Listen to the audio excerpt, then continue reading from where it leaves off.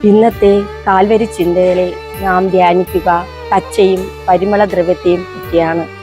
മൃതദേഹത്തെ ആദരവോടെ സുഗന്ധക്കൂട്ടുകൾ പൂശി കച്ചയിൽ പൊതിയുന്ന യഹൂദ സംസ്കാരം പണ്ടു മുതലേ നിലനിന്നിരുന്നു.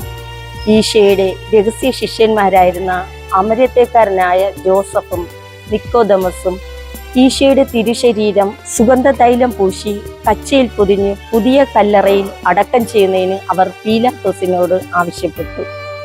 ഈശോയുടെ കുരിശുമരണത്തിന് ഏതാനും ദിനങ്ങൾക്ക് മുമ്പേ വിലപിടിപ്പുള്ള സുഗന്ധ തൈലം പൂശിക്കൊണ്ട് പാപിനിയായ സ്ത്രീ ഈശോയുടെ സംസ്കാരത്തിനായി മുന്നൊരുക്കം നടത്തുന്നതും വിനീതനായി തൻ്റെ അരക്കച്ച മുറുക്കി ശിഷ്യഗണത്തിൻ്റെ പാദം കഴുകി തുടയ്ക്കുന്നതും പരസ്പര പൂരകങ്ങളായി നിലകൊള്ളുമ്പോൾ ആ പിതാവായ ദൈവത്തിൻ്റെ ശ്രേഷ്ഠപുത്രൻ്റെ വിനീതഭാവം നമ്മുടെ ഹൃദയ സക്രാരിയിൽ സംസ്കരിക്കപ്പെടുവാൻ ഇടയാകട്ടെ.